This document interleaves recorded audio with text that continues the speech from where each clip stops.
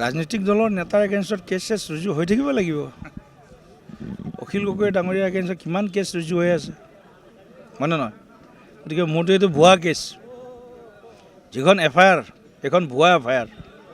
বাণিজ্য মেলাৰ আয়োজন আৰু শুভাৰম্ভণি অনুষ্ঠান আজি অনুষ্ঠিত হয় আৰু আমি এই অনুষ্ঠানত উপস্থিত থাকি অসম বাণিজ্য উন্নয়ন সংস্থাই বিগত সময়ত ৰাজ্যখনৰ বিভিন্ন প্ৰান্তত আমাৰ থলুৱা উৎপাদনকাৰীসকলক মধ্যমীয়া বা কুটিৰ শিল্পত যিসকলে উৎপাদন আৰম্ভ কৰিছে তেওঁলোকক এখন সুন্দৰ বজাৰ বা মঞ্চ দিয়াৰ বাবে এই ধৰণে এক সুন্দৰ প্ৰয়াস এখেতসকলে হাতত লৈছে আৰু আজি মঙলদৈত প্ৰায় 65টা বিভিন্ন অঞ্চলৰ আমাৰ উৎপাদিত গোটে এই বাণিজ্য মেলাত অংশগ্ৰহণ কৰিছে।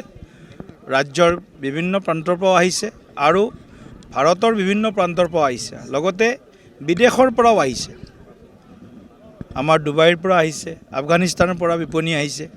গতিকে এটা সুন্দৰ ক'ব গ'লে এটা মিনি ইণ্টাৰনেশ্যনেল এখন বাণিজ্য মেলা ক'ব গ'লে সৰুকৈ হ'লেও এই মঙলদৈ চহৰত প্ৰথমবাৰৰ বাবে অনুষ্ঠিত হৈছে। গতিকে আমি মঙলদৈবাসী ৰাইজক আহ্বান জনাইছোঁ, এই বাণিজ্য মেলাত আপোনালোক সকলোৱে আহক, এই বাণিজ্য মেলা উপভোগ কৰক আৰু আমাৰ থলুৱা উৎপাদনকাৰী বা আমাৰ যি উদ্যোগীসকল আছে, উদ্যমীসকল আছে, তেওঁলোকক উৎসাহিত কৰক আৰু লগে লগে আমাৰ যিটো অৰ্থনৈতিক যিটো আমাৰ কাঠামো আমাৰ ৰাজ্যখনৰ, সেই কাঠামোটোকো শক্তিশালী কৰক। আৰু অসম চৰকাৰৰ বাণিজ্য উদ্যোগ বিভাগে এই ধৰণৰ অনুষ্ঠান ATPৰ জৰিয়তে কৰি আহিছে।